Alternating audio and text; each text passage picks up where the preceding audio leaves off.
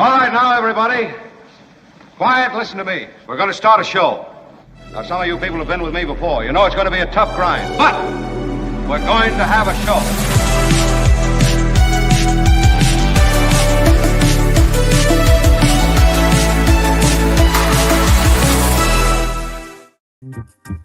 I don't know how I could be any happier to be here. So excited. And Albert is back, everyone. I know. Albert had a lovely vacation, I believe, in Hawaii. Albert, thank you. Weren't you? Is that where you were, pal? In Hawaii? Yeah, there for a good amount of time and enjoyed my time. Did you bring the spirit of aloha back with you? I bring the spirit with me everywhere. No, that's very, very nice. Did you bring the spirit of mahalo back with you? You know that one I'm not sure of. I don't know if I what. Okay, well, The spirit of thank you? I don't know. Yeah, well, I mean, you have to be grateful, I think, you know. Particularly you, Albert. You should be grateful. All right, Kim is here as well. Kim, how are you? Watching breaking news events. We have one to share with you, actually, in just a moment. Kim, hope all is well with your wonderful children, one of whom you've rescued from the jaws of the fates in the ocean. And the other you've sent off to Europe to open up I don't know, some kind of pot den or whatever that she's doing over there. In the, yeah, that's right. That's what I've done. Along the canals of Amsterdam. But great to have everybody here. Thank you for being here all. Love you all. That music is too loud, says Mindy Lee. I know it is too loud. It is very loud. Too loud. I don't like the music to engulf me like that. Who is having that conversation? I'm saying that we try to balance the levels. Mindy is not happy. So we will try to reduce the level that Mindy is getting tomorrow. Now, today, I want to tell you it's a special day because John Rothman is not here. No. But, Albert, please, that is really not appreciated. John Rothman is not here. What I was about to say, if you'll let me finish, is that... Can you let him finish, sir? Is that David Katz, who would be on the air tomorrow with us. He is the brilliant federal prosecutor, one of the leading legal analysts in the English-speaking world. He dissects everything about the constitutionality of various proposals, the latest moves in Texas, the redistricting, the Democrats leaving, the call for the FBI to perhaps arrest Democrats who are not in the state legislature, that call coming from the President of the United States. These things will be dissected and analyzed by David Katz. Normally it would be tomorrow, but because of a blip in David Katz's schedule, he'll be here today. I know. And then tomorrow we have a lawyer in David Katz's spot. Tomorrow we have the former pardon attorney for the United States of America joining us. Liz Oyer is terrific. I can't wait to talk with her. I'm so excited for that booking. That is tomorrow. So it's a lot of lawyers this week, which is great. You can never have too many lawyers these days. Your Honor, I'd like to ask for a recess. It's a little early for a recess. And if I just may add, John Rothman, Trevor Starr noted in the chat. Thank you, Mark, Kim, and Albert for being so remarkable. From a remarkable fan, Vilma Devlin is one of our OGs. Girl, and you just I do adore her.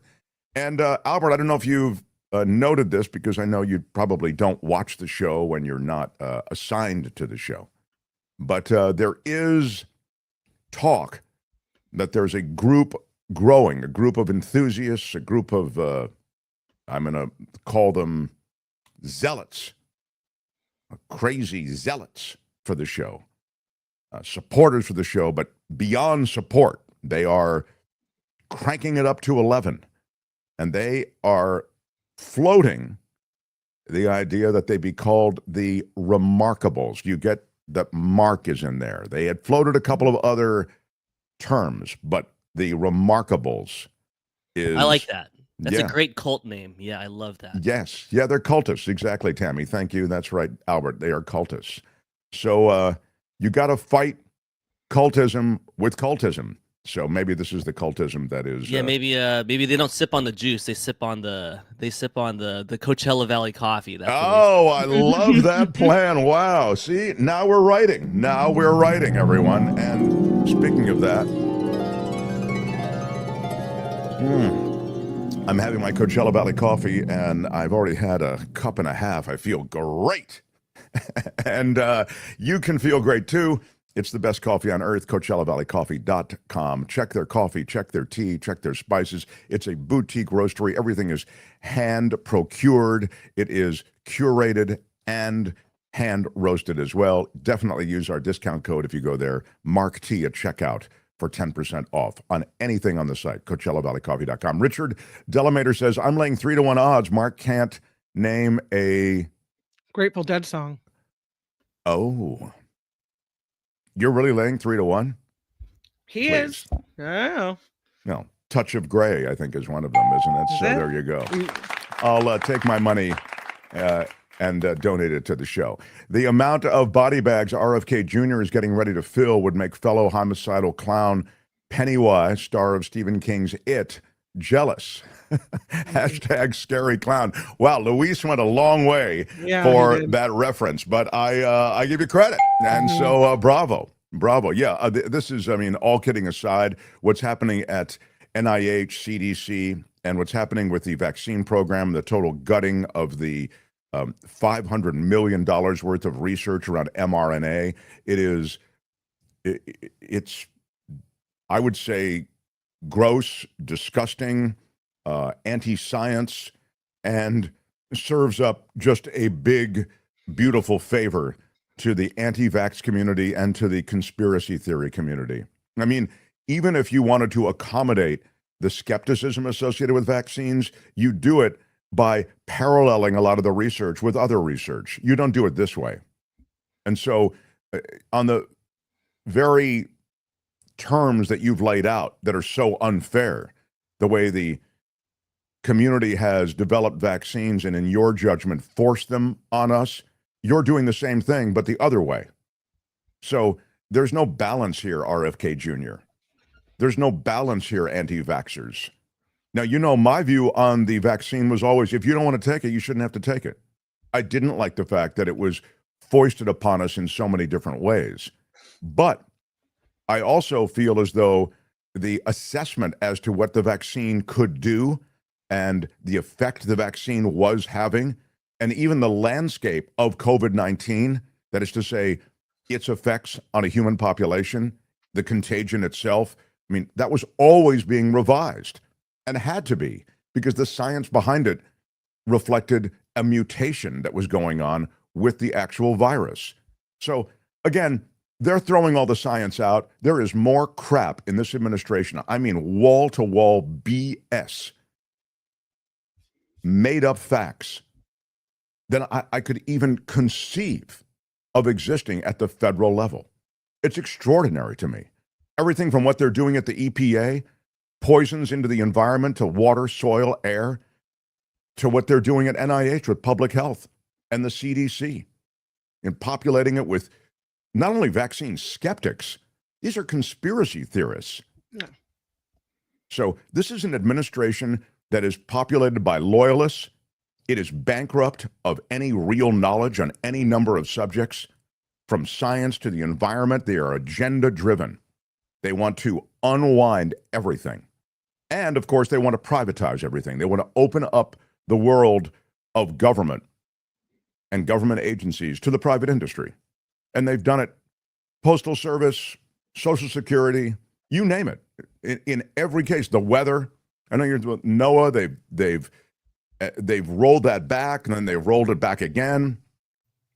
The Weather Service and those services associated with the National Hurricane Center, for example, this is all part of the budget cutting.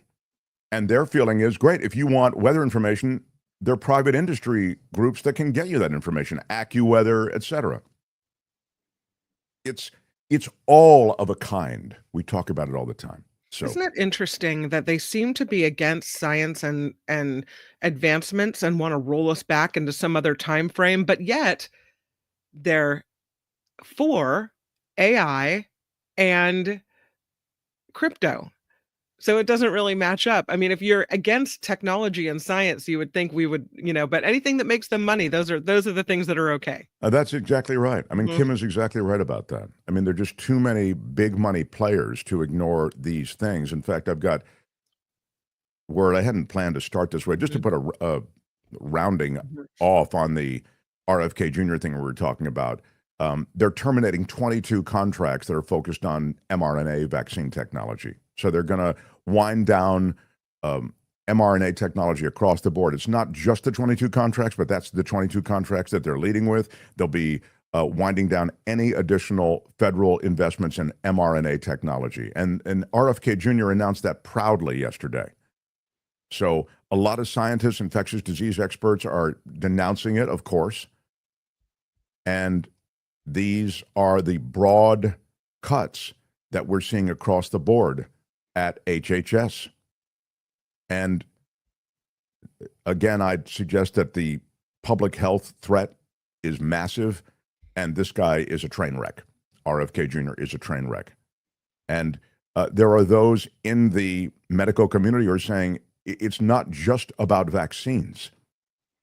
It's about whether we'll be ready when the next crisis hits. And Cutting it will. mRNA development now puts every American at greater risk, says Rick Bright, who directed the BARDA group from 2016 to 2020. BARDA is that Biomedical Advanced Research and Development Authority. It's a department of HHS that works with the pharmaceutical industry to develop vaccines and other countermeasures for these things like pandemics or epidemics that might affect the public health. Go ahead, Kim. No. Yes, I was agreeing with you. Yeah. So that's the latest from RFK Jr. And as I say, he states it proudly, but it is a step back, at minimum, one step back in terms of the nation's health. So, The Mark Thompson Show. We wanted to give you a little breaking news of the moment. Kim can do that. I guess the Georgia Army base that was in lockdown, are they still in lockdown? There are 5 soldiers who've been shot. 5 soldiers shot, and there was for a time a live shooter situation, but we know that the shooter is now among those shot as well. The shooter was arrested, and there was a lockdown because of that. They don't know exactly what the circumstances of the shooter are, why this happened, but the injured have been treated, taken to the hospital. There's currently no threat to the community, so it looks like they're easing up on the lockdown right now. But this is the 2nd Armored Brigade Combat Team Complex. The shooter was arrested right before 11:30 this morning Eastern. So a couple hours ago. The lockdown lasted about an hour and included some schools that were nearby this base as well. But the team's complex may still be on lockdown as they kind of deal with all of this. This is also called the Spartan Brigade. The Army calls this unit the most modern land fighting force that it has.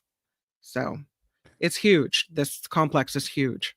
Yeah, it's not unprecedented, that somebody opens fire at one of these bases, but it definitely whips our head around today. So we'll watch that for you. 5 soldiers shot in all of that, including the shooter. So, The Mark Thompson Show. In Texas, Governor Greg Abbott suing to get rid of the House Democratic caucus chair. This is the whole thing regarding redistricting in Texas, a state already heavily gerrymandered.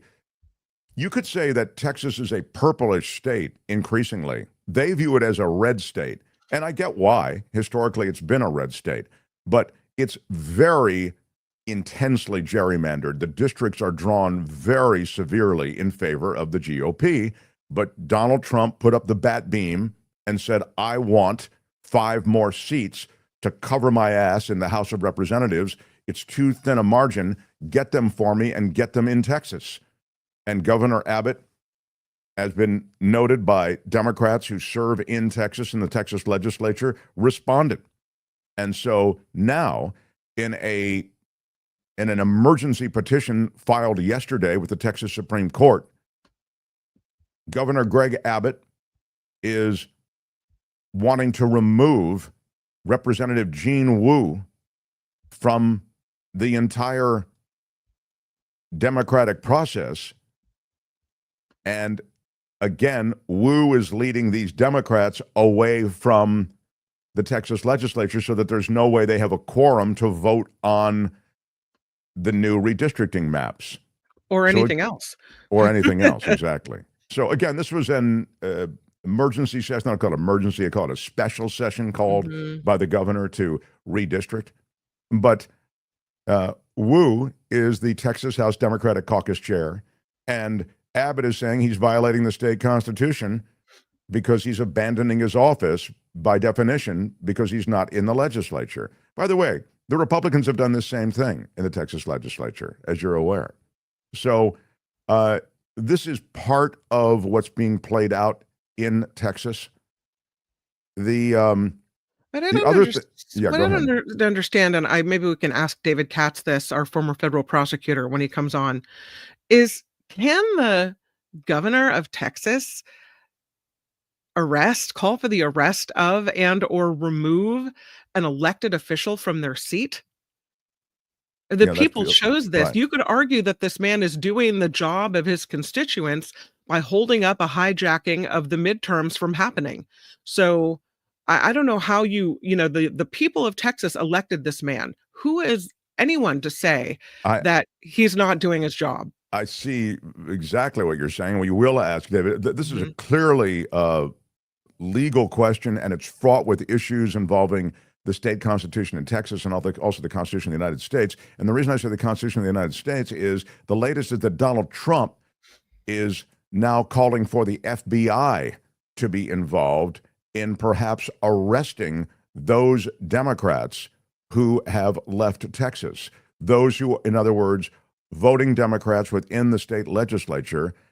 Trump is saying the FBI may have to get involved in locating and then arresting these Texas Democrats.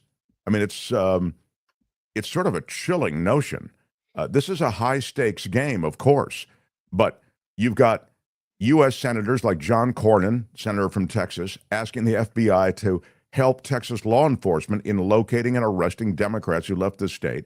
And you'll remember, we talked about it yesterday. Of course, the Texas law enforcement has no jurisdiction in Illinois, where many of these Democrats have gone. But the feds would have jurisdiction, so you could call in the FBI. But the legality of that is something that one must ask about, and we will ask David Katz about it when he comes in later in the show, beginning the second hour. And then the lieutenant governor of Texas saying that Texas is a red state. We deserve to have completely wall-to-wall Republican representation. Albert, play a little bit of the lieutenant governor. All right, Dave, come back and do the right thing. Don't run and hide because you've lost touch with the voters. Their problem are not redistricting lines. Their problem, Sean, is they've lost the minds of their voters who are moving towards the Republican Party all over the country. We're a red state. We deserve more representation. Well, there's two things wrong with that. First of all, they're actually not moving toward the Republican Party. And isn't that the problem? That's why you're heavily gerrymandering. Right. I mean, see point A. Point B is, I think that's the same guy. Of course, all these older, gray-haired white guys who look like they could be leading some mega church, and the mega church of MAGA is the one that they're leading.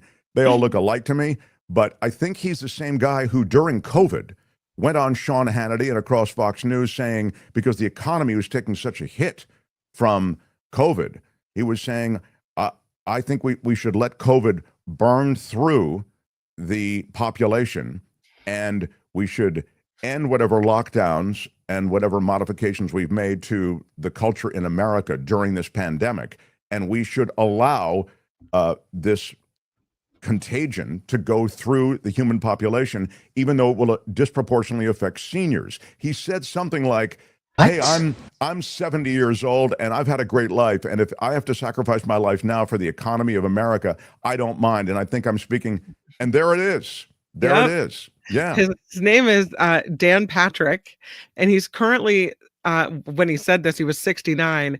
He said that grandparents should be willing and would be willing to die to save the economy for their grandchildren. He said that during COVID. You're not making it up. I mean, what a total jackass this guy is. Absolutely a total. And he's the lieutenant governor of Texas. Still. And now he comes out and says, we deserve the 5 extra House seats because we're entitled to them because we're a red state. What? Absolute insanity. Absolute insanity. And so, again, the legal machinations of what's happening in Texas, we will discuss with David Katz. But this is the severe way in which hyper-partisan politics is playing out at an extremely high-profile level across the country. I mean, essentially what you've done is you've launched a scheme to not only retain power in Texas, but to broaden your power, pick up your 5 seats, and that scheme has had the ripple effect of producing some kind of clapback on the part of Democrats. And so you see in New York and California, blue states, they're looking for inventive ways to increase the Democratic representation, to offset what is happening in Texas. This is the problem with breaking the system. Mm-hmm. When you're playing dirty, the other side is compelled to play dirty as well. And they have their own spin on it. I get it. But you can see pretty nakedly how this is a power grab. So, again, more on that with David Katz in hour 2. The former federal prosecutor will weigh in on exactly what is legal and what is not, and what they might legitimately be able to get away with. And as I said to you before, this is not a long-term strategy. Having the Democrats leave the legislature and essentially prevent the voting on these new districts as they're remapped, that's not a long-term strategy, because there'll be another special session called at the end of this 30 days. So this brings attention to this, and that's what the idea was. But there'll have to be a better plan in place. And as I say, maybe it's California and New York and other blue states getting involved in redistricting. But there are other red states involved in redistricting now. They're doing it in Florida. Florida is truly a purplish state, purple/red. So this is really an unfolding story that it all blunts the people's voice to the extent that the vote and representation is that of the people. You see how this just doesn't represent the people's voice at all. So, The Mark Thompson Show. I want to do what? I'll tell you something. I saw maybe you saw bits of it. I watched this interview yesterday that Donald Trump did with CNBC. And I think I referenced it yesterday on the show because I'd seen a bunch of it. But a couple of things stuck out to me, one of which was Donald Trump has absolutely no idea how an economy works, how tariffs work, it's crazy. We knew that, though. But it's funny when you see the evidence of it. Yeah, you're right. I mean, you don't see it in such a stark way until he really starts responding to questions. And he is a BS artist, right? He's a con man. So he has no real knowledge of anything. David K. Johnson says this all the time. Donald Trump has no real knowledge of anything. And you really see it as he spins just words and stuff and this and that as he spoke to the CNBC guy. So he calls into CNBC, and we'll play you some of this. And I may start and stop just to make a couple of points. But here's what it looked and sounded like. Like the overall numbers, and it was a big number. And obviously, talking about the labor numbers. Rick, Biden wasn't doing well. He was doing poorly. They announced these phenomenal numbers 2 days before the election. And a little bit before that, always these great numbers. And you knew it wasn't doing well. You knew prices were through the roof and inflation was terrible. The whole thing was bad. But think of it. Then they did the biggest revision, I think, in history of almost 900,000 jobs. And it turned out to be more than that because later on they did another revision. And so they gave You can phony stop right numbers here. in This order is to win already wall-to-wall crap. Before the election, the same agency, the BLS numbers, Bureau of Labor Statistics, issued actually grim numbers or not that positive numbers for the Biden. There was absolutely no pumping up of numbers. And of course, the inflation numbers were what they were, and they, I think, helped propel this guy into the presidency. But what he's talked about, this is absolutely a fiction, total fiction, wall to wall, and he just keeps spinning all of these fictions as he would continue. Go ahead. election. After I won the election, I said too big to rig. But after I won the election, then they announced a downward number, in other words, to bring them back to reality. And I said, wow, supposing I would have lost, I would have blamed that. And people would have said I was a conspiracy theorist. You know, it's crazy. Elaine Chao was on yesterday, and I know, she was, I think she was labor secretary for 8 years under Bush too. And she was your transportation secretary as well. And she said, the commissioner doesn't really even get involved with the actual minutia of putting all these things together. And there's no way that it could have been, that she could have chosen to rig these numbers to make them look bad. And these are statistical changes based on this antiquated system. And it's just a big leap to go to rigged. And then it also, Mr. President, it makes anyone you pick is going to be, critics are going to say, hey, he's picking a guy that's going to give him or a gal that's giving him the numbers that he wants. So it undermines confidence in the system to some extent. You had, according to many people, all the rights in the world to try to replace a commissioner when hasn't gotten any better. But that is maybe a bridge too far, according to most people. Well, I think when somebody says the commissioner is not involved, I don't want to get into any arguments with anybody. Why should I? She's a very nice woman. Exactly. But when they say that that nobody was involved, that it wasn't political, give me a break. Look, before the election, I had this massive outflow of beauty for Biden. I mean, he didn't know he was alive. And for Biden, the economy was roaring. It was a beautiful thing. And I said, there's no way this is happening. It's going the opposite direction. And 2 weeks later, they said I was right. But even if you look at the original, the ones from the other day, the numbers were very timid. And then they announced something that made them even more timid on top of it. On sort of a reporting day, I don't know why, it just seemed a little bit more important than most times when they announced these numbers. We talked earlier that the unemployment rate is still low. It's 4.2%. It's fine. I'm not saying earth-shattering. No, I will say this. The numbers before the election were earth-shattering. I'm not saying these were earth-shattering. But he keeps coming back to that, and that's actually not true. He keeps coming back to something that absolutely is not true, and he counts on you not really checking and you not really remembering. He counts on everyone listening and viewing not really knowing, and the guy is wall-to-wall fiction on the numbers before the election. Go ahead, Albert. To make it look a little bit worse from, months before. I said, where did those numbers come from? So for as much as you want to, it's a highly political situation. Yeah, it's now totally it is rigged. Smart people know it. People with common sense know it. And a lot of people to keep their head under the covers. And let's move on to this. Which number do you believe at this point? Because if you noticed, suddenly the chances of what you've wanted for months and argued for months, the chances of a rate cut soared because of these numbers. Do you not believe the current numbers because they're playing right into what you want the Fed and Jay Powell to do? They're not horrible, as you said. Stop for 1 second, Albert, because I want you to hear this answer. Do you hear what he's doing? Now, Joe Kernan, the guy talking right now, he's a Trumpy. He's a MAGA type guy. All right, so he's trying to spin everything. But even he is having trouble here. Again, he knows because of the Elaine Chao reference that he made. Elaine Chao said, look, the head of the Bureau of Labor Statistics has nothing to do with this. She's handed this stuff and, basically reviews it, and that's it. So, I mean, there are at least 40 statisticians there who go over this data, and it's polling data. And you can argue that the polling data is flawed or the methodology is flawed, but that's what it is. And it's continued through administration to administration. And then there are revisions as the additional polling data comes in and fills in details. Now, Kernan is saying, well, which data do you want? Because the new data actually would seem to support what you want, Mr. President, which is lower interest rates.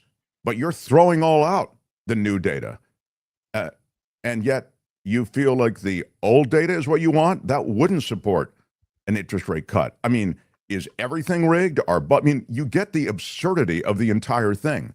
But here is Trump's answer on which set of data he might apply to his overall desire to lower interest rates. Go ahead, Albert. With the tariffs, some businesses delayed some spending. Some consumers may have been less certain about the future. So maybe we're seeing a slight slowdown in labor, but you're going to get exactly what you want based on these numbers. Which ones do you believe? Do you not believe the revised numbers either? It's not what I want. I don't want that. I wanted it a year ago. I wanted it a long time ago. Jay Powell is a highly political, and I think, I call him too late. Jerome, too late. Powell, he's too late. He's too late always. He always has been, except when it came to lowering interest rates before the election, he did. He worked that out. Who would you replace him with? I know you watch the show occasionally, and we had an extended interview with one of the prospective replacements, Kevin Warsh. Were you watching that day, or I was? He's very good. He's very good. He's very good. Sometimes they're all very good until you put them in there, and then they don't do so good. But a lot of them. The guy they're talking about is head of his very good guy. economic I think commission at the White House. I say Kevin and Kevin. Both Kevins are very good. And there are other people that are very good too. But Kevin's like Karens. I don't know if that's good. A lot of times they're very good. Like this character that we have in there now, Jerome Too Late Powell. He was very good. He said, "Sir, I'll keep interest rates so low. I'm a low interest rate person, sir." You could hardly hear him talking over the desk. Is Warsh somebody that worked for him? He was a big fan of his. Not a fan of his. He hardly knew him, but he wanted him so badly. I did somebody a favor. I put him in there. All right, so now you can hear how he's just blithering on. He's filling, right? He's really filling. I always feel like when you are listening to Donald Trump, it's like listening to a kid who didn't do the reading, do the book report aloud. He didn't do the reading. He's making it up as he goes, and he's just, this would never pass for a book report, but because he's president of the United States, he gets away with this. Play me some more of this interview. We can't play the whole thing, but I'll play you one more little chunk and then talk a little bit about what's happening with tariffs. I do want you to be aware. Sadly, this is really crucial stuff, important stuff. He's monkeying with an economy that was the leading economy in the developed world when he took office. If he had just not touched anything, he would have been fine. But instead, he turned the keys of the kingdom over to Elon Musk and the Project 2025 people, Russell Vogt, and the rest of them.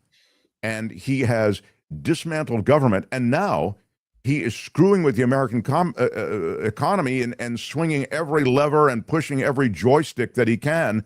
And these are the results. Go ahead, Howard. Mr. President, it's Andrew here. It's great to speak with you. Good. I just wanted to ask you about, you mentioned tariffs. And on Sunday, you talked again about this idea of dividends for middle and lower income folks that might come off of the tariffs, meaning the revenue that's coming in from the tariffs. And I wanted you to maybe explain how that might work in practice and how you're thinking about that and the trade-offs between paying down the debt, which I thought was something you had been talking a lot about, versus sending checks out, because obviously that creates its own debt for us. So we're taking in trillions of dollars, Andrew. If you look at Japan, we're taking in $550 billion. And that's like a signing bonus that a baseball player would get. He would get slightly less no matter how good he is, right? But they give a signing bonus of $1 million or $2 million or $20 million or whatever the hell they give today. It's so out of control. But a signing bonus. So I got a signing bonus from Japan of $550 billion. That's our money. It's our money to invest as we like. European Union, $650 billion. Think of it. And they're going to buy $750 billion worth of our energy. And they're going to do this and they're going to do that. And by the way, they're going to open up their countries, which they've never done. Japan has never. If you did business in Japan, they would arrest you. You're not allowed to do any business. And now Japan has totally opened up their country. They're even I'm taking sorry our to have rights, to stop it which is again, but something again, this is total BS, okay? There's not $550 billion worth of coming from Japan. This is an absolute fiction. Once again, any numbers you hear him... Wait, we're not getting a signing bonus from Japan? Absolute insanity. Go ahead, Albert. Go ahead. nobody said was possible. But more importantly, they're taking our cars. They're taking the very beautiful Ford 150, which does very well, and I'm sure will do very well there. And other things that do very well here will also do well there. You'd be surprised at some of the great things we make. But Japan has opened up. All of these, Indonesia's opened up their country. South Korea has opened up their country. But not only opened up, and that's going to be huge business. When you open up South Korea, it's a closed country. And now all of a sudden we're allowed to sell cars into South Korea and trucks and SUVs.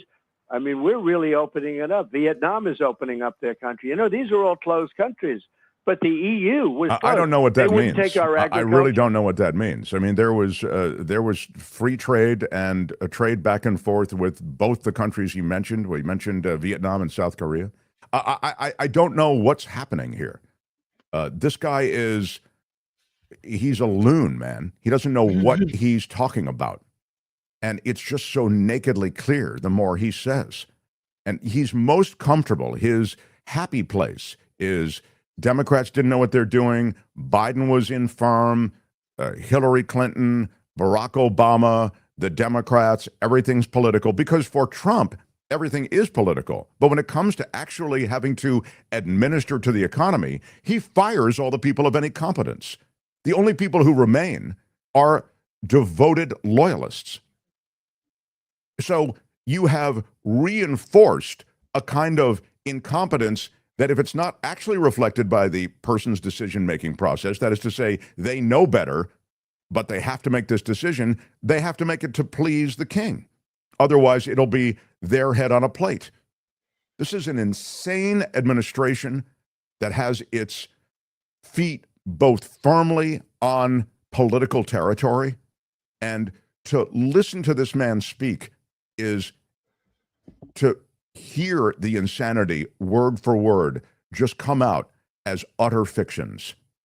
I don't know what to do with this. I want to listen for another minute or so, and then we'll move on. But it's just extraordinary. This guy is president of the United effing States. It's like if the bully in class who never did any reading, never knows anything, all of a sudden is running the class and running the school, and then running the school system. Give me a little bit more. Do you have a little more, Albert, or are you over this? I'll yield to you. Mr. President, what kind of teeth, though, are in those investments? What kind of teeth are in those investments, meaning that would force the EU to make those investments? If they don't make those investments, what happens on the other side? Well, then they pay tariffs of 35%. No, they brought down their tariffs. So they paid $600 billion. And because of that, I reduced their tariffs from 30% down to 15%. And a couple of countries came, how come EU is paying less than us? And I said, well, because they gave me $600 billion. And that's a gift. That's not like, a loan, by the way. That's not a loan that, 3 years comes up, we have to pay it back. There's nothing to pay back. They gave us $600 billion that we can invest in anything we want. The deal that you and nobody knows it, Becky. Nobody knows it because they don't know. No, that we have been trying to figure out the details on that, Mr. President. So well, there are no details. Clarity on the that. details are $600 billion to invest in anything I want. Anything. Okay. I can do anything I want with it. And the purpose was they've been, ripping us for so many years that it's time that they pay up, and they have to pay up. We couldn't afford to have the deficits. Look, I did something with Switzerland the other day. I spoke to their prime minister. The woman was nice, but she didn't want to listen. And they paid essentially no tariffs. And I said, we have a $41 billion deficit with you, madam. I didn't know her. I said, we have a $41 billion deficit. And you want to pay 1% tariffs. You wanted 1%. I said, you're not going to pay 1%. We lose. Because I view deficit as loss. You have some people. By the way, I think pharmaceuticals are a big issue with Switzerland. I think. Well, I'll go into pharmaceuticals. Yeah. They make a fortune with pharmaceuticals, and they make our pharmaceuticals in China and Ireland and everything else. And within the next week or so, we're going to be announcing tariffs on specifically this is this is a separate class than the 15% tariffs on sort of everything. These are excluded classes, I call them. I like to call them excluded, like steel, aluminum, etc. Right, the well, 232. we're going to be announcing on semiconductors and chips, which is a separate category, because we want them made in the United States. And by the way, they're being made in the United States. You know, we have the biggest in the world, as you know, from Taiwan is coming over and spending $300 billion in Arizona, building the biggest plant in the world for chips and semiconductors.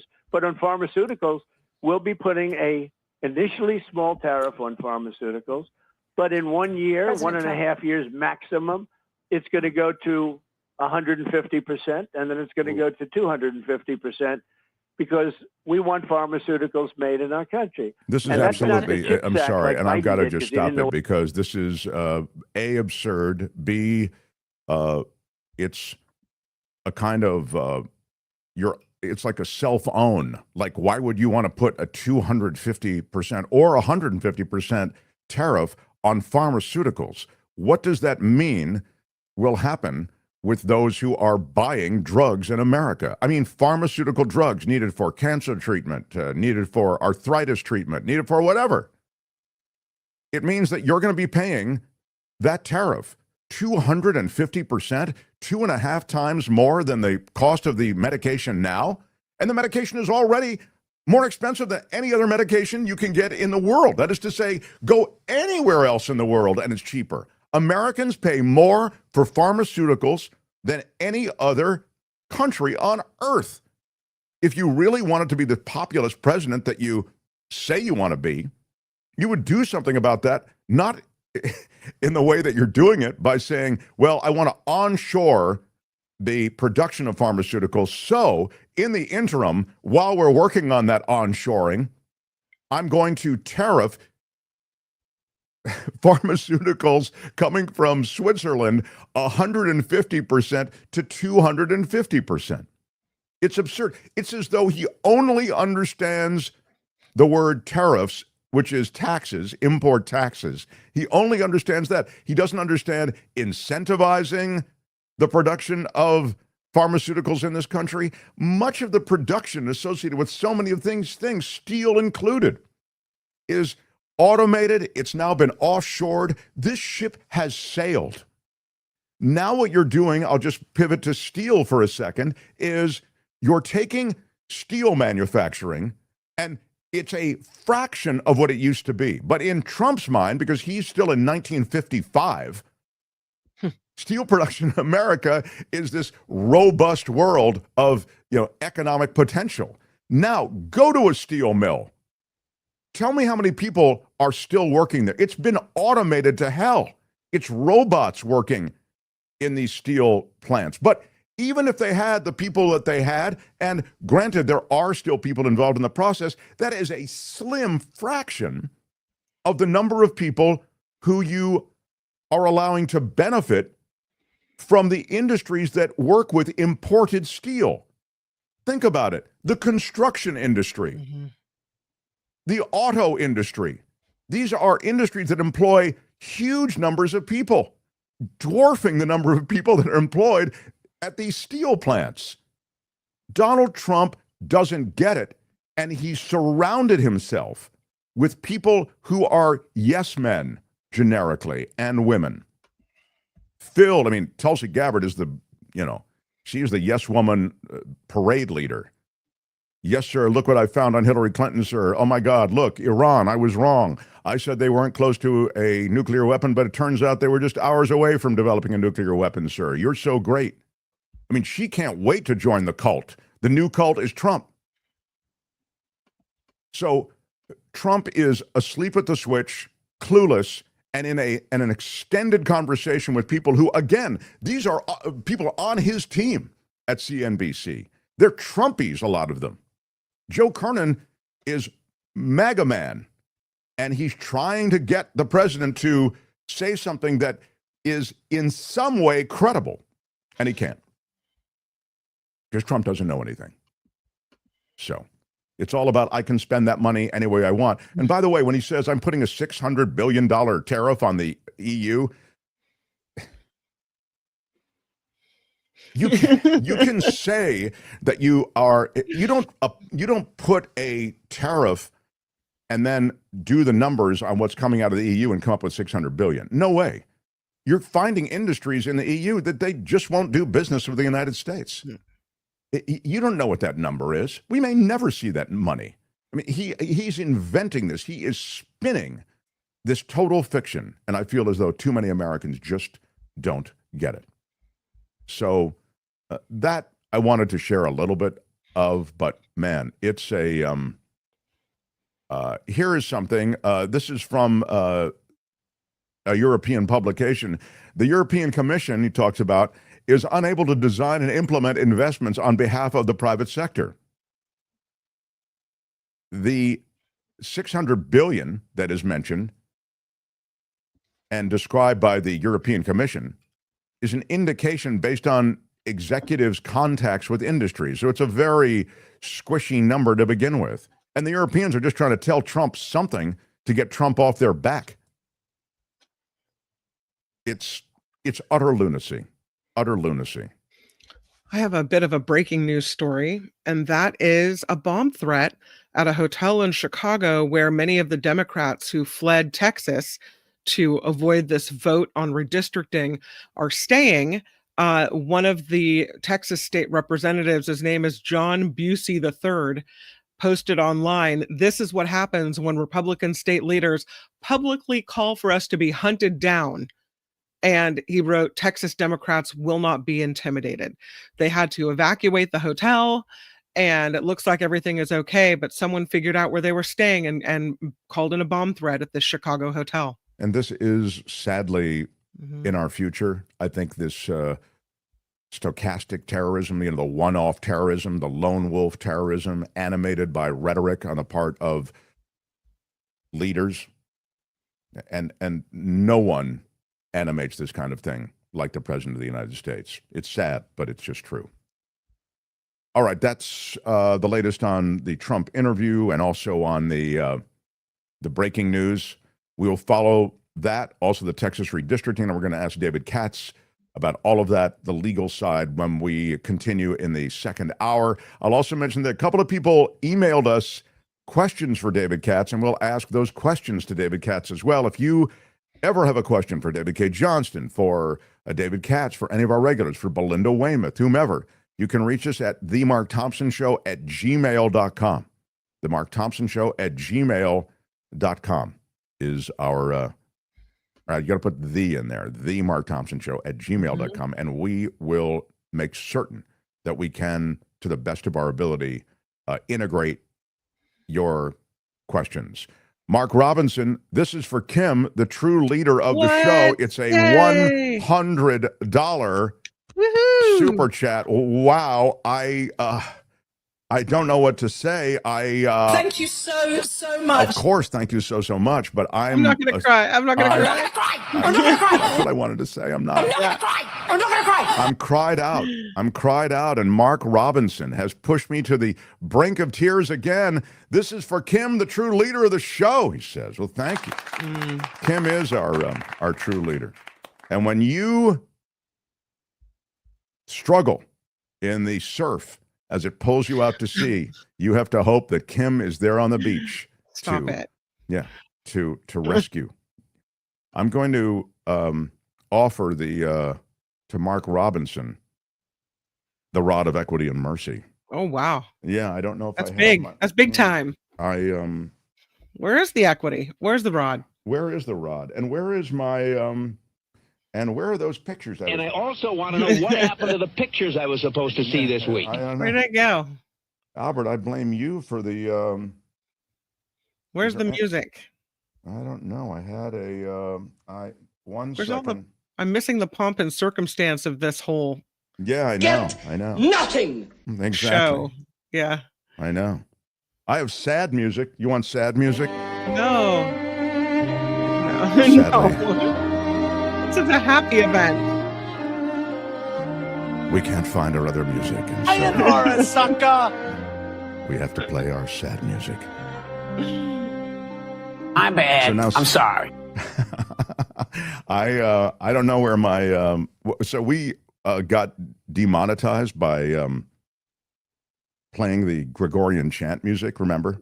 Oh, that's right. And so I eliminated it, and I replaced it with some other music that was cleared, but I don't know where I don't know where it is now. Hang on a second. The rod of equity and mercy is hanging out behind all the Mark Thompson Show coffee cups. I know I know where the rod is, but I don't. Okay. I mean, please, Kim, I keep it under a very. I thought it was missing for a second. No, I don't think it's ever really been missing, but I do.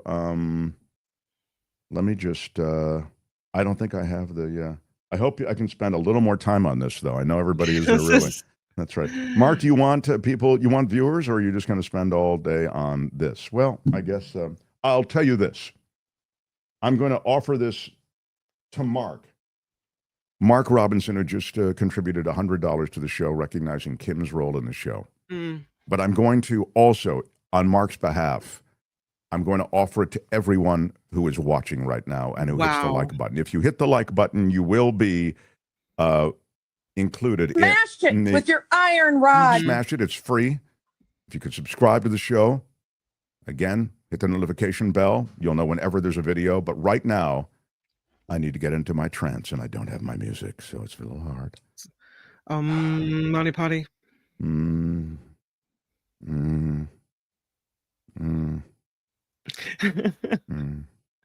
Receive the rod of equity and mercy. Mark Robinson, you receive it, and everyone watching right now. Receive the rod of equity and mercy. Receive the rod of equity and mercy. Use it in good health, and may you be blessed for an entire lifetime. The Mark Thompson Show. It was great. I loved it. How would you handle this? We could try ignoring it, sir. Morning. You cannot say you love your country. Where are my weed smokers at? Stay at home and get baked. Right on, everyone. Right on. Albert, did you have any luck finding that piece that I mentioned to you that I'd read about the tariffs and the companies that are battling the tariffs that are meant to actually benefit them? It's kind of a wild story. I don't know if you had any luck with that. It's a New York Times piece. But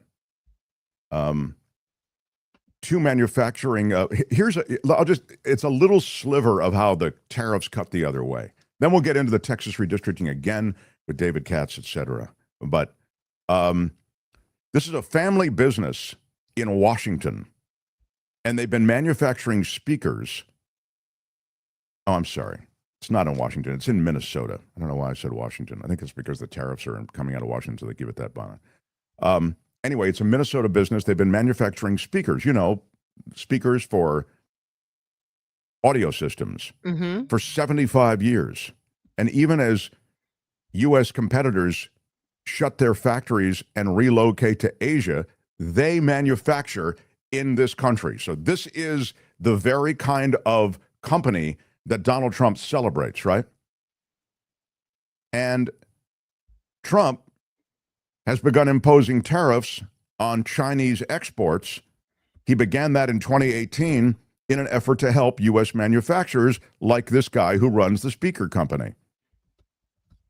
So this guy has been forced to offshore some of their manufacturing, and tariffs have pushed up the cost of foreign parts that go into his speakers that are built in this country. Which makes the whole product more expensive, right? Thank you. Yeah. It's pushed up the cost of these speakers.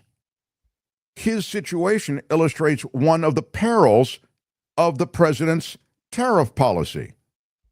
They're intended to raise the cost of foreign goods and to encourage consumers to buy domestically. The tariffs are giving them a chance to compete with cheap imports, particularly from China. But many businesses do business globally. That is the global economy that we talk so much about on this show. And the tariffs are having the opposite effect. Levies are being imposed on parts that go into these various speakers, and now the speakers and their prices are rising. And small manufacturers, this is a small business out of Minnesota, they are being hurt to the point that his business is teetering. So these materials that come from overseas, there are many of them. And, you know, they are in speakers, they're in car parts that come in.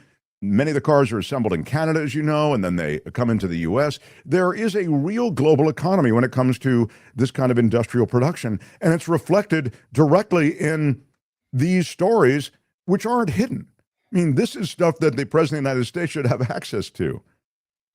So this guy's saying we're starting with a 55%, material cost disadvantage to our global competitors. Ooh, ouch. Yeah, 55%. And he said parts from China, then finished speakers from either China or Vietnam are making it hard for us to compete. Making things here and exporting them isn't really feasible as long as these tariffs are in place, he said. This situation stems from the administration's broad brush approach to tariffs. Trump has applied levies to bananas, bolts, T-shirts, robots, seemingly without regard to whether those industries can or will relocate to the U.S. I mean, you can say, I want to onshore all this stuff, but some of the stuff you can't even onshore. You can't onshore bananas. With all the stories like this, it's very clear that Trump doesn't really care about small business or small businesses, just the big boys, the big billionaire businesses. That's the business he's trying to bring to America. He doesn't care about the ma and pa kind of stuff going on. That's exactly right. I think that big business is running America, big money business. And you could say that we were an oligarchical government for a long time, you know, under Democratic rule as well. But I think here you see it in a more naked way. And you also see somebody who really doesn't understand economics. I understand he had this image that was completely a fiction as well, created by Mark Burnett as the apprentice, kind of with the slow motion walk from the Trump plane and Trump helicopter, established some guy who was a huge success.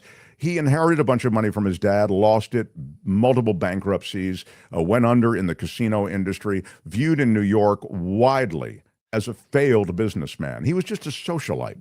And he licensed successfully the Trump name on a bunch of buildings. Now that he's become president of the United States, he can be a legit billionaire because you've seen all the money flow into him because he has the power to make and break futures for countries, for people, and he can make a mess of lives and he can make a mess of policy. And so those who depend on these things, all of us do on some level, we have to make concessions. And you see all the concessions being made across the board in all of these industries. But the Billionaires Boys Club, which, as you say, Kim, this Billionaire Boys Club that is his cabinet, his crew, and those who are close to the cabinet, the Lutnicks of the world, they are just sycophants, and they will see to it that any Trump policy benefits their billionaire friends. I think that's an absolutely fair point. I have a story in news, and I don't know if we'll get to news, so I'll just mention it. But Trump today is announcing a $100 billion investment from Apple today. And he's very proud of this. Meanwhile, these small businesses you mentioned are collapsing under the weight of these tariffs. But apparently, Apple is going to invest in a U.S. manufacturing area to increase domestic production and to avoid these tariffs. It just is wild. Yeah. Okay. Yeah. And, you know, Apple is a company that's affected quite dramatically. And, you know, one of the reasons they did so well, they had an amazing quarter, is because so many people bought iPhones and other Apple products, fearing that the imposition of these import taxes would make these things so much more expensive, and they will. But that's just part of the picture I mentioned. I mean, this trade policy supposedly is supposed to reverse trends when it comes to import-export, and the reality is there's a limit to what you can do. I mentioned that small business in Minnesota. I mean, that's just one of them. Yeah. These tariffs will hurt and have hurt American small business. And then the irony of that is that so many small business people felt, oh, I want to get a Republican in there. They're good for business. That's a total fiction as well. I mean, small business and business has not flourished under these Republican administrations and isn't flourishing now. In fact, struggling. So I do want to get to Kim's news, get caught up on that. Then I've got David Katz coming in. I've got your questions for David, the brilliant legal analyst. Will break down a lot of what's going on in Texas, the legality and illegality of what's being called for, FBI agents who may be called in to handle arrests, to locate and arrest Democrats who fled the state because they don't want to vote in the legislature and give the power of a new gerrymandered map to the Republicans in the state of Texas. We'll get to all of that as we continue. Mark Thompson Show. The Mark Thompson Show.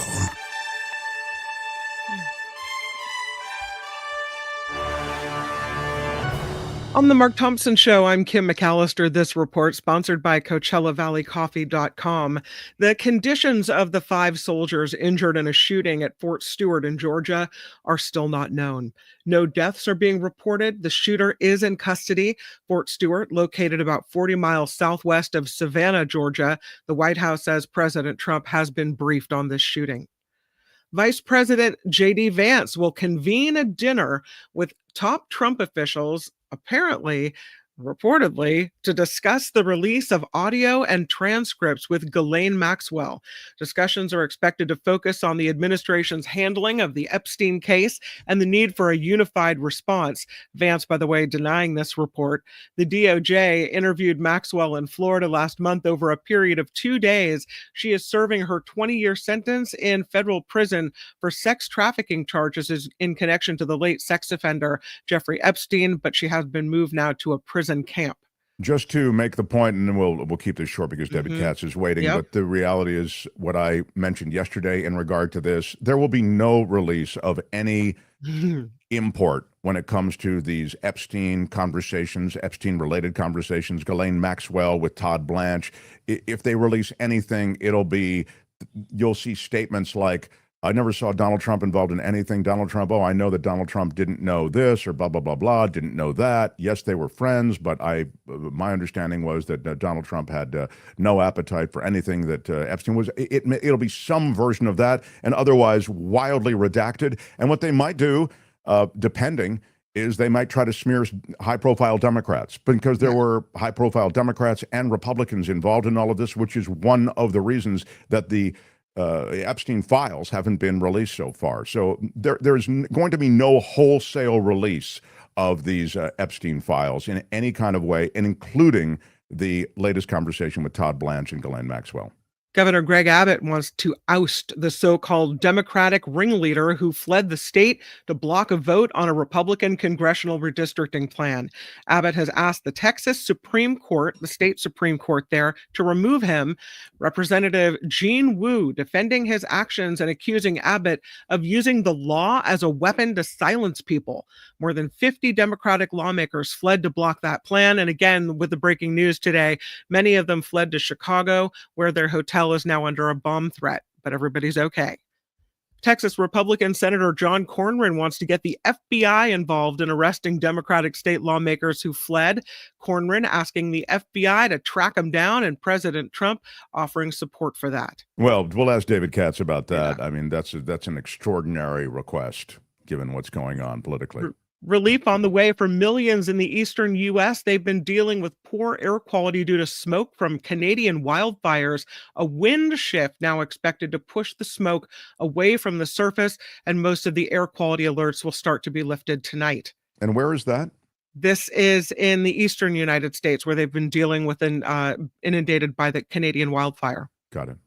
ICE removing age limits for prospective officers. They're so desperate for people, they're now opening it up. According to a post on X by the Department of Homeland Security Secretary Kristi Noem, qualified candidates can now apply with no age limit. Used to be 37, now no age limit at all. Yeah, and they're offering a $50,000 signing bonus to law enforcement agents who join ICE. They're trying to poach law enforcement agencies, cops, sheriffs, etc., to join ICE, and they're offering those kinds of incentives.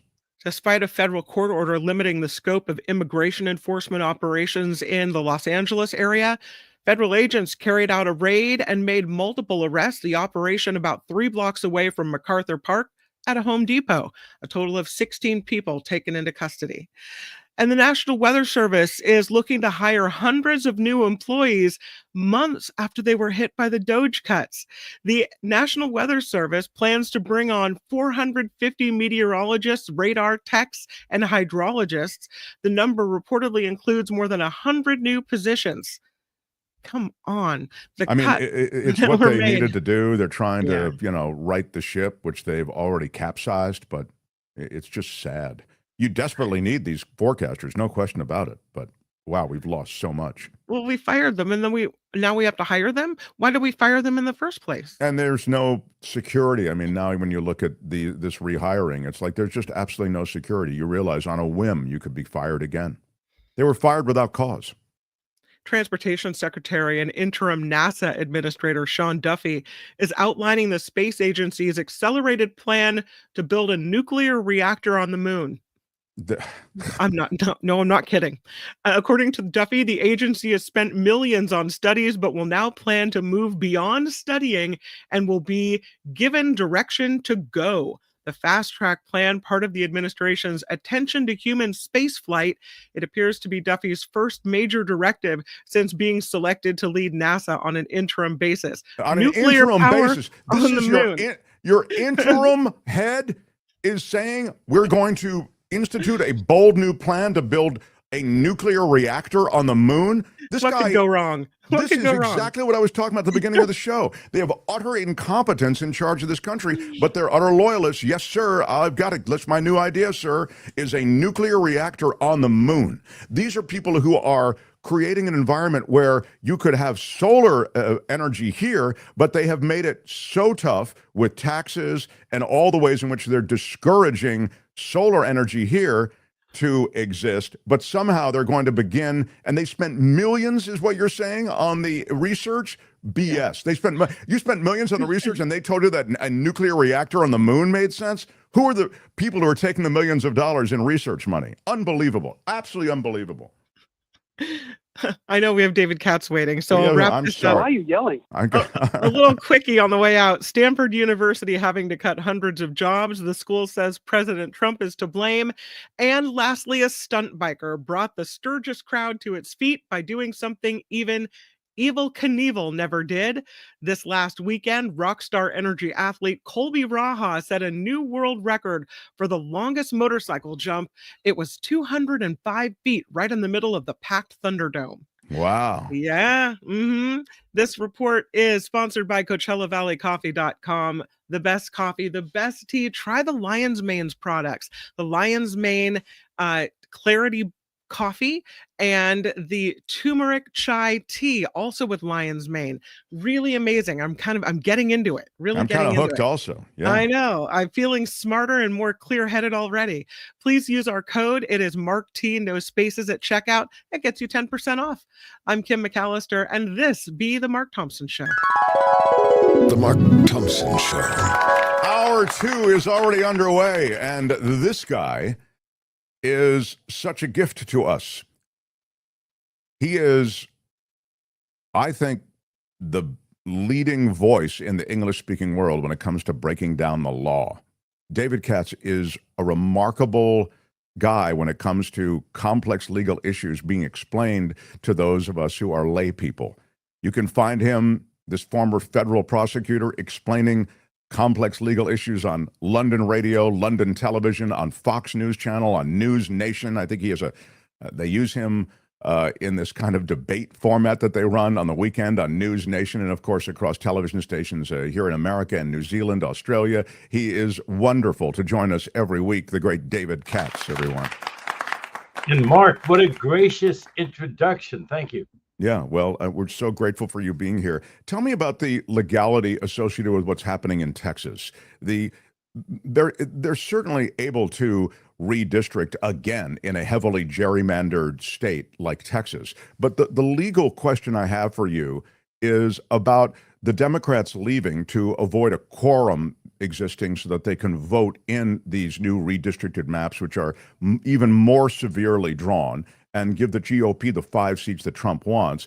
They're leaving the state and they've left to go to Illinois for the most part to draw attention to what's happening in Texas. It's obviously not a long-term strategy, but now you have the president and you have the governor of Texas calling for the FBI to locate and arrest these Democrats. Well, it must be in the Texas Constitution, Mark, that there has to be a quorum for the two houses to do any official business, because otherwise they would have changed that, because they have dominant control of both houses. So it must be that the Democrats have enough seats that they can stop the entire chamber from proceeding if they deny them a quorum. And so they've had to do that several times because it is such a predominantly Republican state. And so they did this once before, and they gave great fines and all sorts of interim orders. They did that again, and the Democrats in the House and the Senate there in the state of Texas have left the state. Apparently, it is not a civil or a criminal offense to have done that, and therefore there doesn't seem to be a basis to arrest them. You know, what would be the grounds? It would seem like all they would do would be hail them back into the state of Texas, and then I guess they'd be admonished or something, and then I think they might very well leave again. Now, he's tried to avoid that by imposing fines on them. Then Texas wants to have secondary fines. So like if you and I donate money for the support of one of those Texas Democrats, supposedly we could be liable in this kind of secondary punishment. And now, of course, Texas has tried to up it even more by saying that the FBI should go around. And you know, I know a lot of FBI special agents. Like I've said before, many of them are lawyers, many of them are accountants. They're very highly trained people. They have a tremendous skill set, and they're extremely unhappy that they have to go on these raids with the ice jackets people, and they have to wear their FBI jackets on those raids where they raid construction sites and meat packing plants and all of those things where they're not criminals, but there's just hardworking people busting their ass and helping their families and helping our U.S. economy. So the FBI is already extremely unhappy. And now with their FBI jackets where they have to go pick up some congressperson in Illinois or New York. So I think this is a bluff. But I think there are other things that they'll try to do. I mean, at some point, you can only desert the state so long. You know, you're a Democratic assembly member or a state senator. You've got a medical appointment. You know what I mean? You've got to go to your kid's party. And they say, OK, now you're in the state. And I think they're going to try to manipulate it that way. At the very end, Mark, they are going to do this redistricting. And that's why California needs to be ready to do our counter districting. We cannot have unilateral disarmament. We cannot have the good government groups saying, wait a second, we have to defend this commission that we have in California and watch Rome burn. Rome is burning. They're about to take control of the House, no matter what the people of this country think in a year and a half, because they're going to so gerrymander Texas. And if we don't have redistricting here in California to counteract it, we're just going to be sitting there saying, well, I don't know, how did Trump become dictator? We all believe in good government. How come Trump and his people didn't believe in good government? Oh, well, I guess next decade, maybe we end the dictatorship. Are you kidding? We're not going to do that in California. Game on. I don't know how many seats we can pick up in California, and I'm not sure the logistics of a special election, and you'd have to walk me through how it's possible. It's clearly desirable. I'm just saying it can be done. Mark, it can be done. There's enough time that it can be done and put on the ballot, I guess, in November. There has to be a comment period. There has to be time to get the initiative on the ballot. But there is, starting right now, time. And then the idea would be that it only applies to, let's say, this next election. And then maybe it has to be renewed to apply to the next election so that the people of California would have the assurance that this was just a necessary countermeasure to save democracy and to save the validity of the vote across the country. But it wouldn't be a permanent thing. And as soon as Texas stopped and other states stopped doing this, which is a total ripoff of the vote, then we would go right back. We'd go right back to the commission. But there's unmitigated power play. You're right. Yeah, there's time enough to do it and do it in time. And then we could stop immediately if Texas stops immediately. But Texas, of course, it's not just Texas. It's Florida that is moving. I mean, the red states en masse are moving to sort of redistrict to answer the president's cry. We have more, Mark. We have more. If you got New York, which is willing to do it, Illinois could do it in a heartbeat. there's no way that the states, the red states, the ones that are controlled by governors and legislators that could push this through, we would have more votes than they would. Those And are so the big they three. realize- California, they should Illinois, and New realize that York. Not only are we not going to unilaterally disarm, but we're going to win this war. Normally, people who look at it clear-eyed, even if they're right-wingers, and say we're going to lose this war, don't want to lose the war. And then, as I said, we'd go right back to the commissions, and we'd go right back to the systems that we have if Florida and Texas backed off. We got an email for you, and this kind of works with this question. So I'll read this question, then I'll read the email, and then you can respond. CC Ryder says, I suspect the maps will get redrawn eventually. Democrats must file lawsuit immediately challenging the constitutionality of the maps. Before you respond to that, I just want to read sort of a similar email asking about that. From Donna, can you ask David Katz if it is possible that if and probably when the Texas maps are passed, can they be held up in the courts until after November so they cannot go into effect? And then there's another email asking about how the feds can challenge the legitimacy of the map. Now, the reason I would suggest the feds don't want to do that is because the government is controlled by MAGA now. So the feds aren't going to become involved. But can you speak to the legality being challenged, whether there's a lawsuit that could hold it up, and then, again, the relationship between the feds and the state of Texas? Those are such great questions from you and from our audience. As you sort of game this out, first of all, the maps in Texas will be challenged, but the problem is they'll probably be shopped to a district judge there who will affirm them. And if they're not shopped to a district judge who affirms them, if somehow it goes to a judge who throws them out, then I think the Fifth Circuit will back up the Texas legislature. The Fifth Circuit is extremely conservative. It's the one that would get these votes. They're often overturned by this U.S. Supreme Court. The 6-3 Supreme Court that we have, they often overturn things from the Fifth Circuit because they're too far right. They're too kooky. So you figure the kooky Fifth Circuit would probably affirm the redistricting.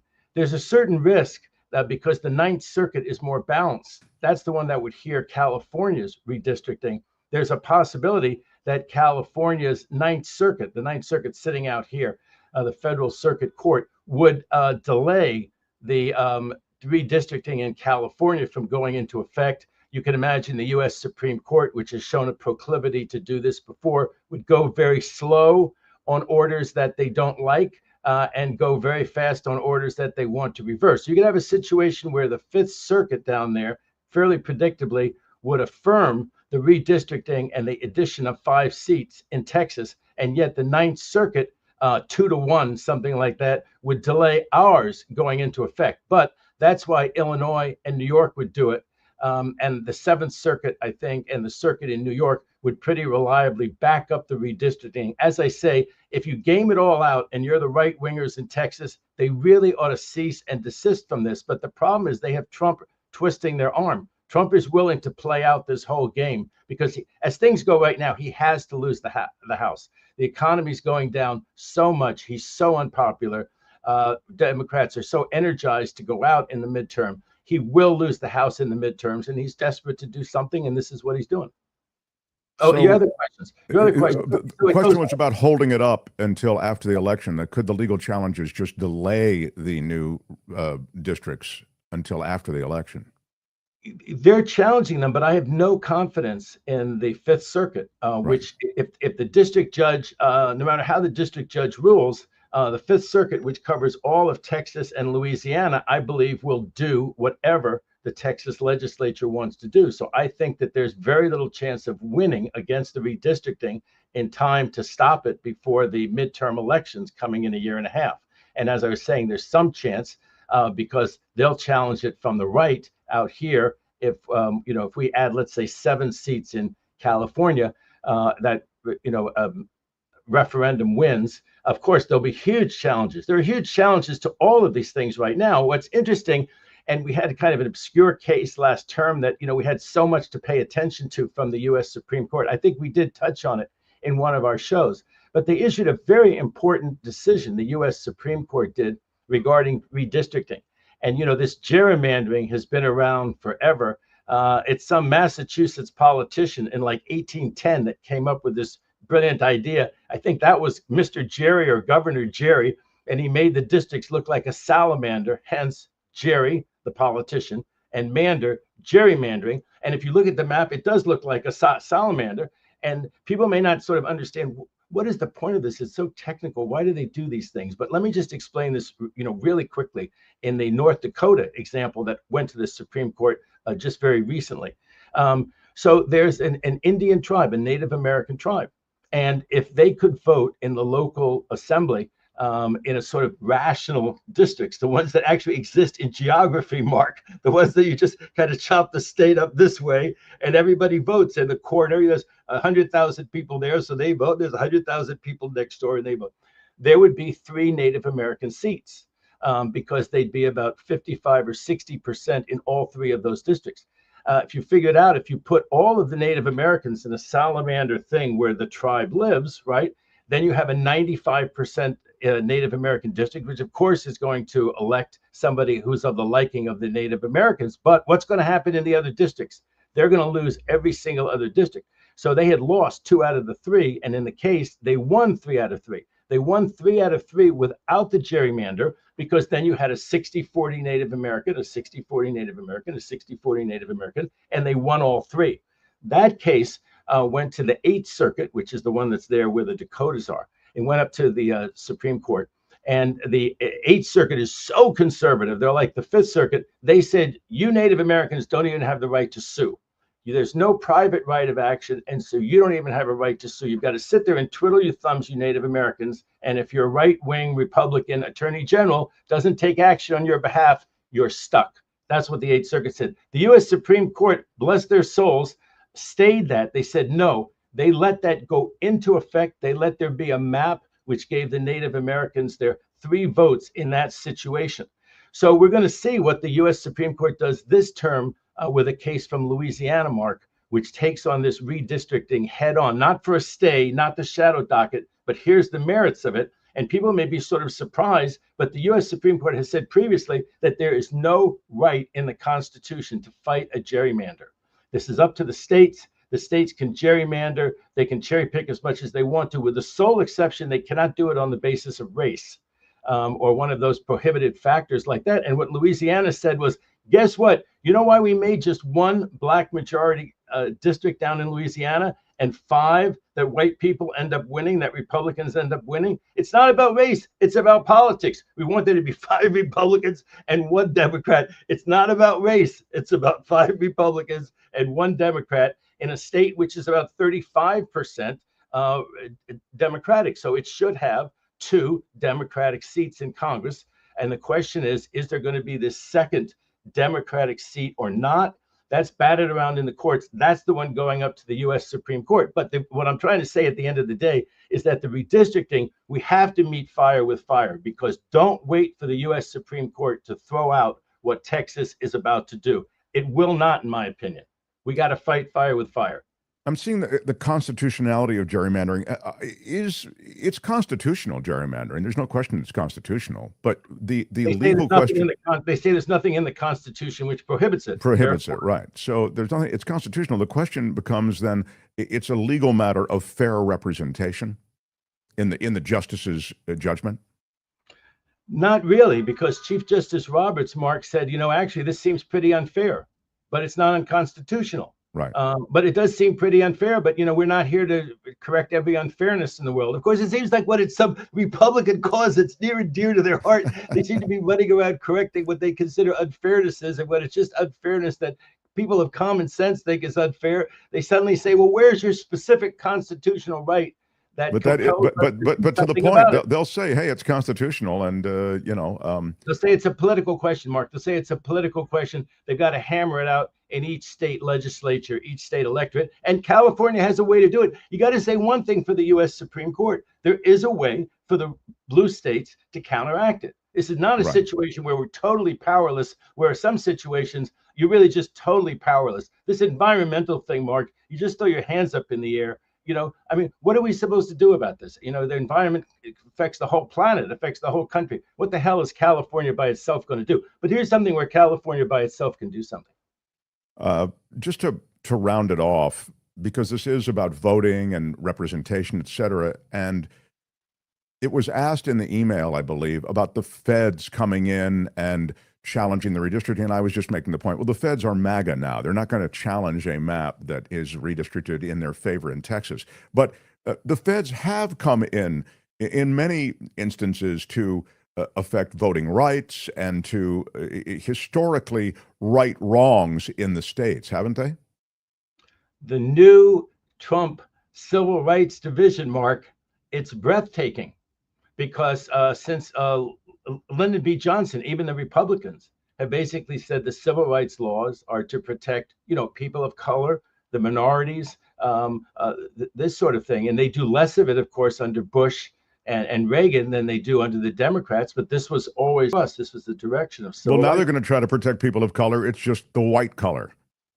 You're so right, Mark. You're so right. And so now we're supposed to sit by. I mean, what else are we supposed to do? They're in power, right? We can, write editorials and we can organize and we can do all those kind of things. But their view of the world, Mark, is that, yes, they need to defend these terribly put upon white people, white men, and Jews.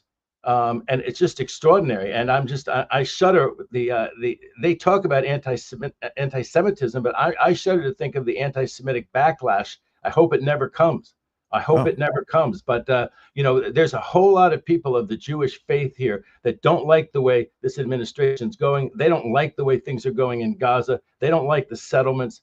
We don't like any of it. And it's not because we're anti-Semitic. The dream of the Jewish people is not to be in the situation that Israel has put itself in world opinion and what its conduct is right now. And to have this I'm sure it wasn't great to have to walk around these encampments. I'm sure it wasn't great if you were wearing a yarmulke that somebody made a slur against you. None of that was great. But my God, how they've tried to bring these major universities to heel over this supposed rampant anti-Semitism. Leave Harvard and Columbia and Berkeley alone. I mean, that's what 98% of their Jewish students, I'm sure, believe. It's only leave bad for our the Jewish universities alone. Don't protect us from anti-Semitism. Please leave us Jews alone on campus. Let us enjoy Berkeley, Harvard, and Columbia, please. Just because you mentioned it, the administration, I'm sure you saw this, is now gaining access because all of these universities to which you've referred, they've all tapped out. They've all rolled over. It's just easier to play ball with the administration because they cover so much in the way of investment dollars when it comes to research. They support these institutions in so many ways. So pay them their whatever money. It's an extortion, really, of money from these Ivies, just because you mentioned Ivy League schools in large measure. And now they're giving the administration access to their admissions records. They're actually now reviewing, this administration, this gang of thieves, is looking at the admission policies and the specific admissions associated with all of these universities to make certain that it is truly neutral and that there is no minority gaining some kind of favorable admissions policy in any of these places to which you've referred, Columbia and Harvard, et cetera. It's Big Brother stuff. It's absolutely Big Brother stuff is what I would say. And I think that they have some there's a great graphic for it. And of course, it's I hate to say it, maybe it sounds really elitist, but it all seems to me like, the revenge of the nitwits, the revenge of the people who never could get into Berkeley, Harvard, or Columbia, which is the Trump administration and all of its, D students. And you can start right at the beginning. You can start with RFK Jr., what he just did today. He's going to curtail research on vaccines. I mean, people out there who think, oh, we have this really interesting intellectual discussion on Mark, and it's so fascinating, but it doesn't really affect my life very much. This affects your life as well as a lot of other things that we talk about. This affects your life because vaccines, that's what he's going to do. He's got the power. RFK Jr. and the Trump administration, they have the power, and they just defunded a huge amount of research on vaccines. So the next COVID wave that comes around, the next thing they could have cured with those vaccines that they're developing, the money's not going to be there for them, and nobody else can come up. It's hundreds of millions of dollars. I don't know, maybe Gates can do that. Maybe somebody can do that. Maybe Buffett wants to leave a large part of his fortune to doing something about medical research like that.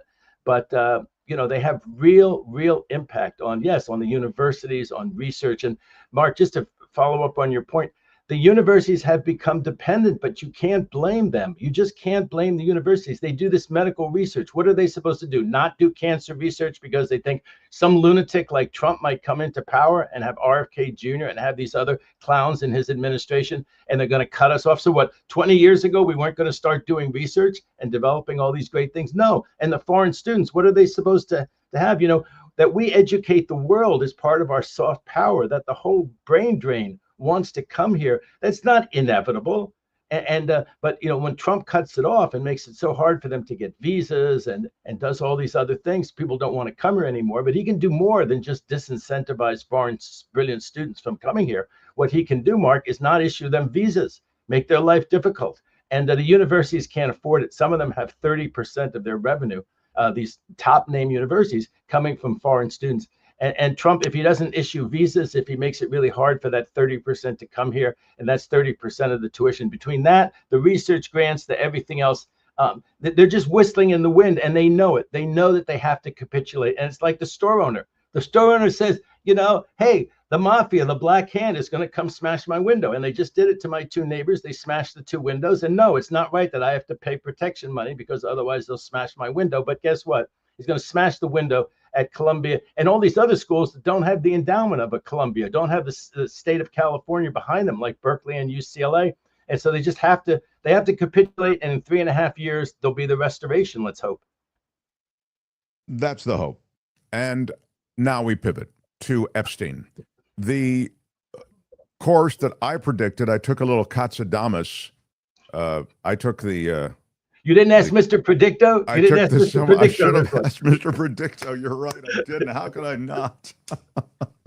But I just said, it seems so obvious to me, when Trump sued the Wall Street Journal, and he sued the Wall Street Journal because the Wall Street Journal did that expose, the birthday card. It was the Epstein card that Donald Trump had illustrated. Then he said, I've never done any illustrations. I don't draw women, blah, blah, blah, blah, whatever. And then they found all these other illustrations that he'd done, et cetera. Anyway, the Wall Street Journal had all these details. And so Trump, as he does, sued the Wall Street Journal. And I said, there's just no way this lawsuit proceeds because and I think we may have discussed it here as well, in discovery, of course, you can depose Donald Trump. You can actually gain all the access to the Epstein files that people want. You get all of this now in that discovery process.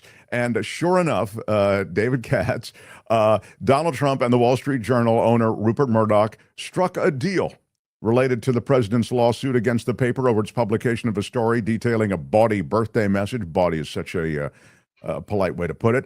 While Trump had initially sought to have Murdoch deposed swiftly, citing in part his advanced age and longstanding health issues, the president has now agreed to remove that request.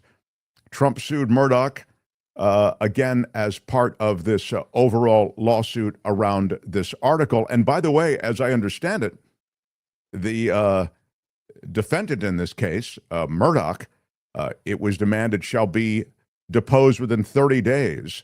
But the defendant's lawyers said, great, and we on the 31st day want to depose Donald Trump. And all of a sudden now everybody's backing off and going, we're striking a deal. Can you sort this out for us? I don't think they're going to make a deal right now in terms of settling the whole lawsuit. And I don't think that Murdoch is going to pay any significant amount of money. And maybe as a matter of principle, he won't even pay a dime or have the Wall Street Journal pay a dime, because he does care about the reputation of the Wall Street Journal. You might turn on like Fox some night and see like Sean Hannity and read the New York Post someday and think, really, Murdoch cares about the reputation of his media? But he does care about the Wall Street Journal and keeping the Wall Street Journal as a serious newspaper. So he printed what he printed. I'm sure that his lawyers vetted this. I'm sure that he has the birthday card itself, or he's gotten access, or one of his lawyers or aides has gotten access to the birthday card. I'm sure of what they're printing. In this deal, yes, Trump absolutely does not want to be deposed. So he'll agree to anything that stops Trump from being deposed. What he was trying to do was say that Murdoch is so old and so sick. It looked like he was on his deathbed. You do have a right, if someone's like, got a terminal condition or on their deathbed, you do have a right to take their deposition and not wait until court. because they may not be around for court. So you can schedule a deposition, make a showing how sick this person is. That's what he did. Part of it was, to rub it in on Murdoch. And so their deal is that Murdoch has to, like, I don't know, every 2 weeks or something, tell him what his health condition, which he'll probably go and see Trump's doctor, right? Trump's doctor will give Murdoch greatest health I've ever seen. Go to the can I get the same doctor that you have, Mr. President? Right, greatest, second greatest person I've ever seen. At 94, like a 29-year-old. Okay, so that lawsuit's really going nowhere in terms of. But Trump had to, the performance, right? He had to say it's garbage. I sued. But he doesn't have any merger that he wants. He's not in the position of like Paramount and CBS or anything like that, or I guess ABC. He doesn't want anything really from them. And so he staked this claim in support of the Wall Street Journal and its top reporters and all that kind of stuff. I mean, He made great, just like CBS really alienated its correspondents by making the deal, by not making the deal. That was a way to really keep his top quality at the Wall Street Journal. This is a different situation because the Wall Street Journal people and Murdoch need nothing from Trump particularly, whereas the Paramount people, the CBS people needed that merger approved, and they were all too willing to throw their reporters and their journalism under the bus. It was pretty ugly. Apparently, Sherry Redstone. Yeah, Sherry Redstone. Apparently, she's the heiress. Apparently, if that deal didn't go through, they reported that the company was worth almost nothing. That if the deal with Ellison's son didn't go through, she would get almost nothing. So she was just there. She got a lot of money. But she wanted a lot more, and apparently she had like basically her handout, Sherry Redstone, and the only way that she would see any more money was if she made that deal, and the only way to make that deal, it seemed to be, was to get that FCC guy on their side to approve the deal, and the only way to do that was, as Colbert says, they say we lose $40 million on the show. Well, look how CBS just gave away $16 million like that. We're at least producing this beautiful show and losing $40 million. What did they get for that $16 million? And the argument is that they got the quid pro quo of the approval of the merger, which was worth everything to Sherry Redstone's pocketbook. Yeah, I mean, as it turns out, they didn't handle the South Park thing ahead of time, though, and they got pretty well roasted on the South Park scene. By the way, if you want a deep dive that will just spin your head around, everyone, look at Sumner Redstone. Okay, that's Sherry Redstone's dad. Isn't it dad or ex-husband? Now somebody can tell me. Anyway, the end of his life, Sumner Redstone, who was he's really the guy who created the company. The end of his life, the last 5 years of his life, maybe even the last decade of his life, was informed by this decadence. He was an old man, losing his intellectual and the acuity associated with any sort of mental clarity. And he started eating steaks and having threesomes and foursomes, and it's a bizarro run. If you ever it's a Google search for those who have the appetite for it. I want to turn to Jack Smith. One last thing, Mark. I think the family name was Rothstein, and he had a fascinating career, including changing his name to Redstone. Yeah, his work as a media entrepreneur is fascinating. Yeah, he built an immense empire, and the end of his life really punctuated by this craziness, and then, of course, as you say, by Sherry Redstone tapping out and just wanting to get this Skydance merger done. She was just an heiress. She was just an heiress, as I understand it, to his fortune. But she landed on top. I think she had really great lawyers because there was some dispute over the whole estate. Anyway, Jack Smith. Jack Smith. Federal officials investigating former special counsel Jack Smith after President Trump and other prominent Republicans have alleged that his investigations into then candidate Trump amounted to illegal political activity. The U.S. Office of Special Counsel, which is supposedly an independent federal agency, is saying that they are investigating Jack Smith for alleged violations of the Hatch Act, a law that prohibits certain political activities from government officials. Trump and his allies have not presented any specific evidence of wrongdoing, as usual, because the whole thing is performative, of course. But the Office of Special Counsel is different from the type of special counsel's office formerly headed by Smith, who was appointed by the Department of Justice. This agency lacks the authority to bring criminal charges and prosecute individuals who violate the Hatch Act, but it may still seek disciplinary action for a federal government employee's actions during the time that they were part of the civil workforce, and the Hatch Act violations are then possibly referred to the DOJ for investigation. You know, it must drive your audience crazy, this use of special counsel, because it's used for so many different things, and it's very confusing. The special counsel was, of course, what Jack Smith was. He's the one who was appointed by the Attorney General. And if it looks like the Attorney General might have any conflict of interest in those gentlemanly and gentlewomanly days, in other words, 6 or 8 months ago, if it looked like you had a conflict of interest, if you were someone like, let's say, Todd Blanche, you didn't get yourself in the situation Todd Blanche got into, interviewing this incredibly critical witness who could say things that were critical about Trump. But if you were the Attorney General, you were the Attorney General of the United States. You were the people's Attorney General. You were not the president's lawyer. And so if it looked like something like the Jack Smith thing, where Merrick Garland, Democratic Attorney General, was going to be investigating a former Republican president, you appointed a special counsel. That's the special counsel that Jack Smith was. Who he's being investigated by, that Trump wants him investigated by, is someone else who has a title of special counsel, but as you say, is not that at all.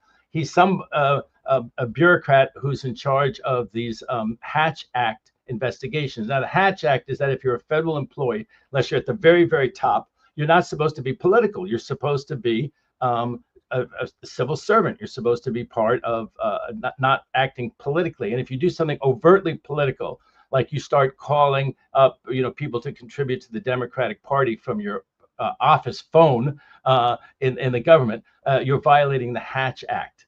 So the allegation that Smith violated the Hatch Act, even to look into it, is complete garbage. It comes from this Senator Cotton. He's a Republican who wants to invade, I think, most of the countries on earth. And he also wants to have, retaliate against Smith, make Smith's life difficult, expose him to this investigation. So at Senator Cotton's request, they're investigating him for the Hatch Act. You might wonder, what did he do? Did he get on the phone and call people to contribute to Democratic candidates? No. What he did was he supposedly timed the investigation of Trump in a way that would hurt Trump politically. As we all know, that is garbage. That's ridiculous. Trump did everything he could to delay everything. And Smith tried to set a schedule that made some sense. He didn't try in any improper way to somehow, set this schedule. The schedules were all set by courts. They were all set after arguments. Trump always argued for delay of everything. Smith agreed to some of the delays, and he properly fought some of the delays because the delays were way too long, case after case that Trump wanted. So it's complete garbage. It's not going anywhere. He didn't do anything wrong, Smith, and it's just pure retaliation for retaliation's sake. It's not even a criminal violation, thank goodness, violating the Hatch Act, but they could refer him to the Department of Justice, and it's a nothing burger, but it's good we mentioned it. Well, it's good, and I think what it is it's clickbait and it's red meat to the base. You know what I mean? There's sort of a vengeful part, and the vengeance was promised during the campaign, and Trump, with that headline, even though it's a nothing burger, I think gets credit for the win. All this stuff about retaliation, retribution, all of this, getting even.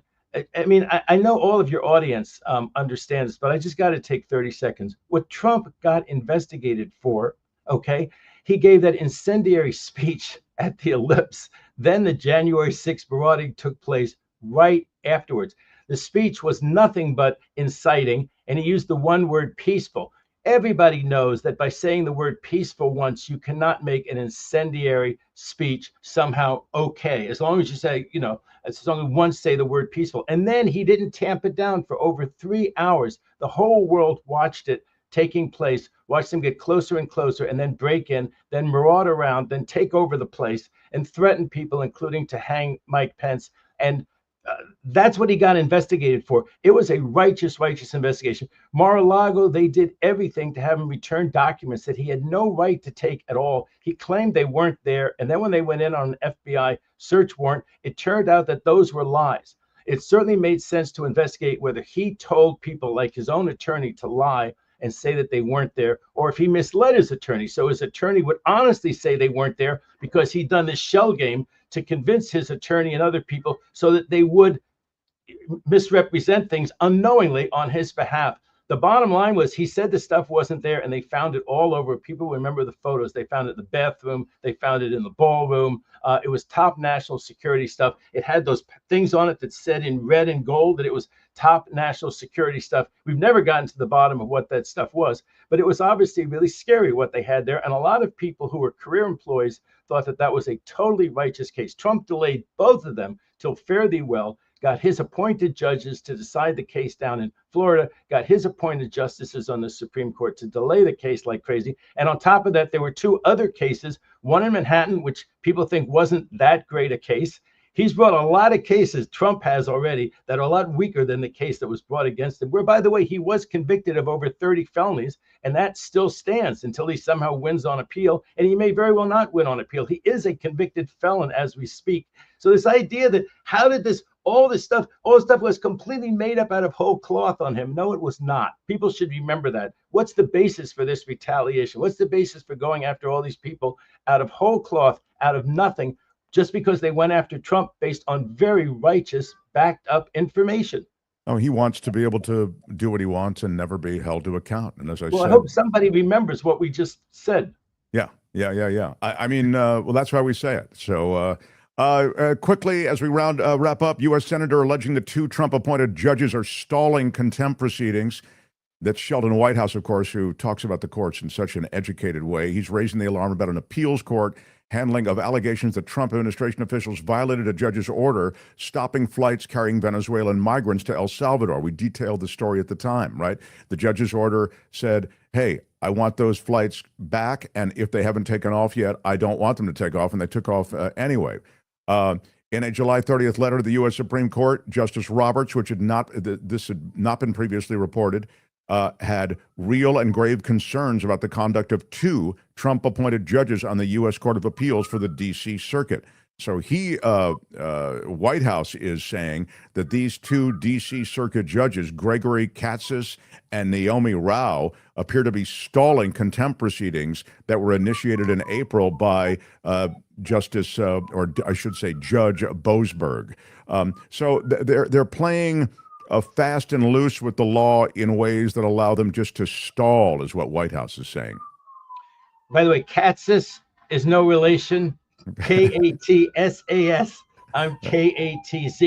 But he and this other judge were put on there by Trump. They're absolute Trump stalwarts. And what Senator Whitehouse says is very, very troubling. This is the turn the flight around case. This is the case from Judge Boasberg. By the way, if anyone still has a copy of the LA Times from Sunday, if you haven't lined your bird cage with it and you have actually you can find it online, but it's also in the paper. There's a photograph of Judge Boasberg, and because he's the chief judge and he wanted to emphasize the fact that of his judgeship and his office, he had the photo taken in the ceremonial courtroom of the court. And in the ceremonial courtroom are the paintings of the other chief judges, including he's in a small little middle, and the paintings behind him are huge, and you can see the judge that I clerk for, Chief Judge John Penn. So I pick up my Sunday LA Times, and there is a huge picture, although in the background, of Chief Judge Penn. And if you find it in Sunday's paper, it's there. He's on the very lower left, and that's him behind me. People sometimes may ask, what are the things behind me? But that's Chief Judge Penn, the judge that I clerk for in Washington, D.C. That's the pic. If those watching on YouTube, I think that's the pic to which David Katz is referring. Yep, right behind me. Yeah, go ahead. If you can move over just a little bit, can you move over a tiny bit? Because that's Judge Penn right over there. On the left, it would be. Right. Yeah. With his head completely cut off. Yeah. He was hanged, but his portrait was hanged, but he was not hanged in half. Anyway, there you go. Trust me, that's him right there. So in any event, so what Boasberg did, remember, was that he had the flight that took off, and he wanted to emphasize that he wanted to order that they turn the plane around, that if those people were being sent illegally against an order, as it appeared that they were, or without it being properly determined that they were deportable, that he wanted to have all of that heard. So stop the planes right then. A plane took off even after he ordered that they be stopped. This was the remarkable case where the Department of Justice said that where the Department of Justice said that he I'm trying to remember right now. Well, they're now saying they said it was an oral order. Yeah, they said that was an oral order, and therefore it didn't have the effect of a written order, which is ridiculous. And so that was about 3 hours later. But the backstory is really fascinating for what you mentioned here. This is the case where the attorney, his name is Ruveni, he's now a whistleblower. Ruveni, I think, is actually in the courtroom, if I have this right, and he is supposed to say that Abrego Garcia is a terrorist. He's being sent out of the country because he's a terrorist. What he says to the court, because he's got a duty to tell the truth, is that we just made a mistake and we sent him out. There was a judge's order not to send him out without further hearing, and we sent him out anyway. We just made a mistake. He was fired. Well, who fired him? Who's behind all of that contretemps? Beauvais, Emile Beauvais, who just got picked for the Third Circuit. So then the question was, should that order go into effect? What should happen regarding the contempt? And there was an administrative stay. The administrative stay was issued by those two Trumpy judges on the D.C. Circuit who are over the chief judge of the D.C. District Court, which is what Boasberg is and which my judge was. So now it goes up to the D.C. Circuit, randomly goes to 3 judges. 2 of them put in an administrative stay. One of them, who's not appointed by Trump, says, are you crazy? Let's decide this case right now. It looks like Boasberg was correct. Let's get to the bottom of what happened. The other 2 judges have kept the stay in effect for months and months and months. Number one, that's extraordinary. Why are they doing it? And then the motive seems to be to help their friend Emile Beauvais avoid the embarrassment of it going back for further hearings to get to the bottom of what happened. They basically did like a pocket veto, which you're not allowed to do a pocket veto when you're an appellate judge. And they let it sit there until Emile Beauvais could get through 50 to 49 and get confirmed. So Senator Whitestone, is it White House? Senator Whitehouse says, you basically you've got the fix in. You 2 Trump judges on the D.C. Circuit had the fix in. You kept this case bottled up here for no good reason, kept that administrative stay much more than it should have been. So we couldn't get to the bottom of what did Emile Beauvais tell that lawyer who's now a whistleblower. Did he say F the judges? Was that the case where he was talking about F the judges? Did he mean F Judge Boasberg when he orders you to do something? Find a way not to do it. Say, oh, the oral order isn't good enough. We're waiting for the written order, and do whatever the hell you want to in the interim.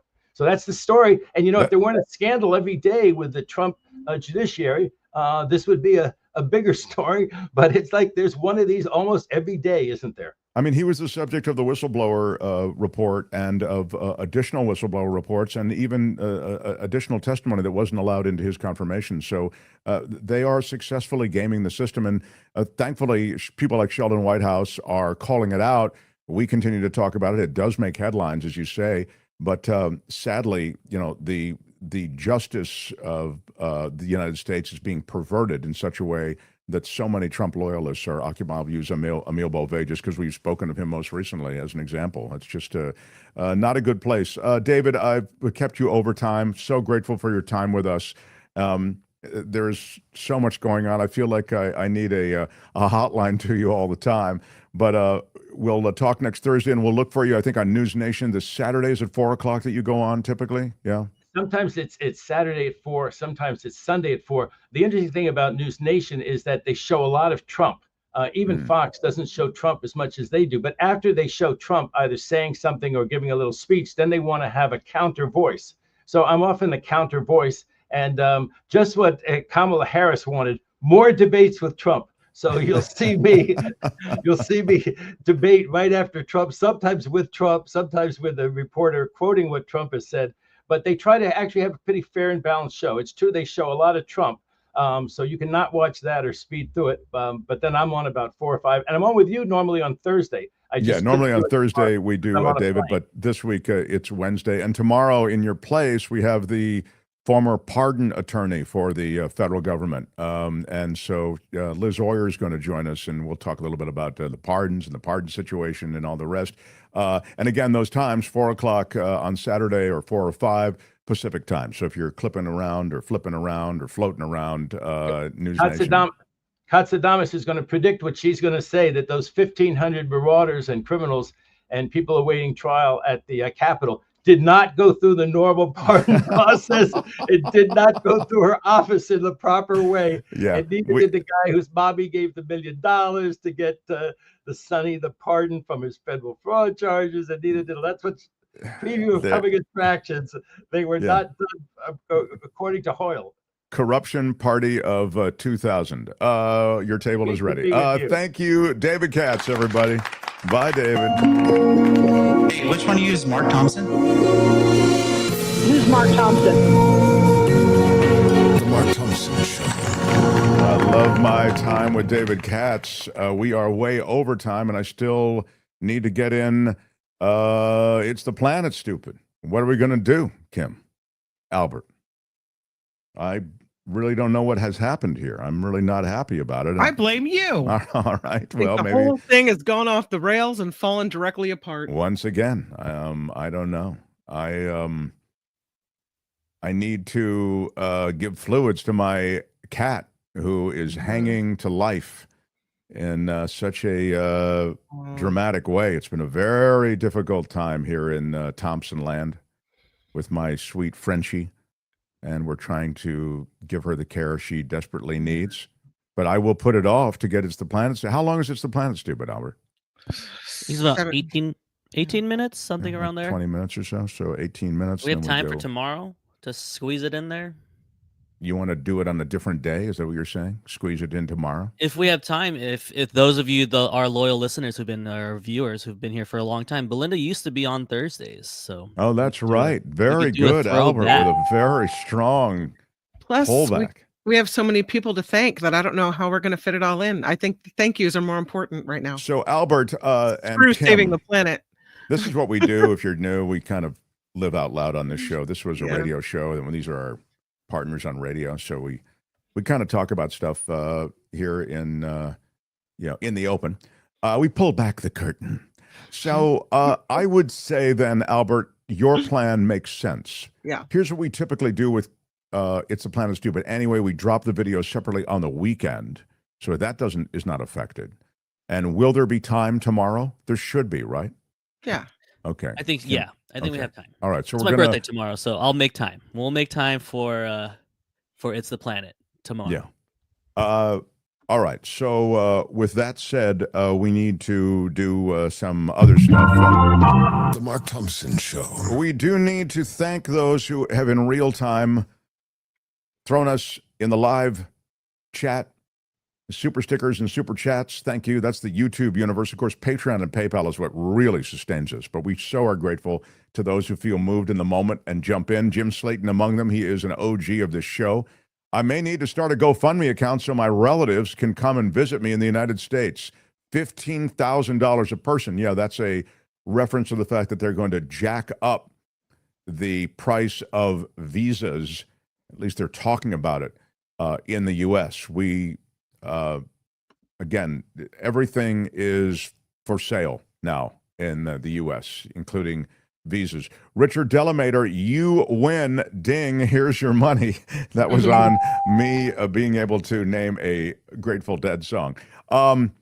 Will we have to go outside the United States to get a credible health care checkup or vaccine? Asks Vilma Devlin. And let me thank you for the super chat and say, that's a really provocative question. I mean, it may be for the vaccines that we do. You may still be able to get them through a private doctor, et cetera. You know, this federal money is about development, and it's also about subsidizing vaccines. So, for example, the flu shot is subsidized by the feds. If there were a bird flu shot, it would be subsidized by the feds, et cetera. So there'll be no subsidy like that anymore. And the development for those things I just mentioned, that's going away also. So, yeah, you'd probably have to look to another country to get that. Richard Delamater, Mark, loving your groovy hippie style today. Thank you, Richard. Richard's become he's the Hunter S. Thompson, as someone pointed out, of this show. Yeah, he is super groovy. And this is my old school look. I used to wear this every day, and I just threw it on today. Gone Fishing with a $10 super chat right on. Thank you, Gone Fishing. Big shout out to you. Big shout out. Luis, the master of sarcasm on our show, says, I'm waiting for Trump to take credit for the Dodgers signing Ohtani, Sasaki, and Yamamoto. Yeah. Success has many fathers, but no father quite as aggressive about taking credit as Donald Trump. Richard Delamater says, don't sugarcoat it. The end is near. Oh, thank you. All right. I don't know about that. Who is having that conversation? A few people are having it, but I don't know if we want to talk about it. Chaplain Fred with a $20 super chat says, hi, Mark, Kim, Albert. Just FYI, Mexico is making semiconductors that Trump wants for cheap.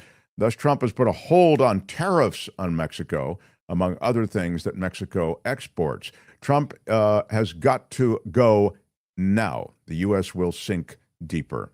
Well, Chaplain Fred, you're not wrong, but sadly, we are in the throes of real dominance from a party and a powerful authoritarian who is effectively taking control of the U.S. Ashley Petrus, haven't seen Ashley Petrus's name in a while. I remember it because I love that name, Ashley Petrus. $20 super sticker today. Big shout out. And thank you so much. Thank you so much. I appreciate it, all of you. Eugenio de Arnal. Actually, all tariffs are on us, Mark. Are on us. Of course. We pay the tariffs. Yeah. They're all. Import taxes are always paid by consumers, of course. Yeah. Anybody who buys anything that has to do with the import, you're going to pay it. Richard Delamater again. Corporations run this world, not governments. Sadly, that's true. I mean, it's just corporate takeover of governments worldwide. Frenchie, head for the tree hugger party in the sky. Yeah, sadly, my Frenchie, I love her so much. She did so well at the vet yesterday, and I'd hoped for good things, but man, it's a tough struggle with my darling Frenchie. South Park is on tonight, says Tammy. After the rod of equity, erectile dysfunction pills aren't necessary for months. It's truly magic, says Zero Sum. Wow. That's terrific. I didn't realize that that was nullifidian throws is a ding word. Yeah, maybe that's true. I didn't even consider that throws might be a ding word. I love the ED reference. First one of the entire show. Never had ED reference. So congratulations. Well done. I will, Kitty lives are short on one level, but she's been with us for 16 years, got her out of the shelter, and she was wonderful and is wonderful. And it's heartbreaking. So now, I believe that's everything. Is it not, Albert? I think Kim? so. Yeah. All right. Albert with a very strong return to the show. Mm-hmm. There was a body of thought that Albert might be dogging a little bit with a Hawaii hangover, But actually, I was impressed with Albert. I think that Kim might have threatened me in the green room. Oh yeah, she did. She did kind of. I've never seen anything like it. I thought he did very, very well today. I guess it's true. I haven't needed Viagra since I got the rod of equity and mercy, says Heather Kennedy. I am excited for the After Party Live. Who isn't? That's Kim's show she does over on the After Party Live channel. Thank you, everybody. Again, tomorrow, Liz Oyer, who is the former pardon attorney for the federal government, she will be here along with our normal cast of characters. And now, the Great Shadow. I'm Shadow Stevens for the Mark Thompson Show. Bye-bye. Out of time. Bye-bye. Albert, thank you. Welcome back. Kim, welcome back. And until tomorrow, bye-bye.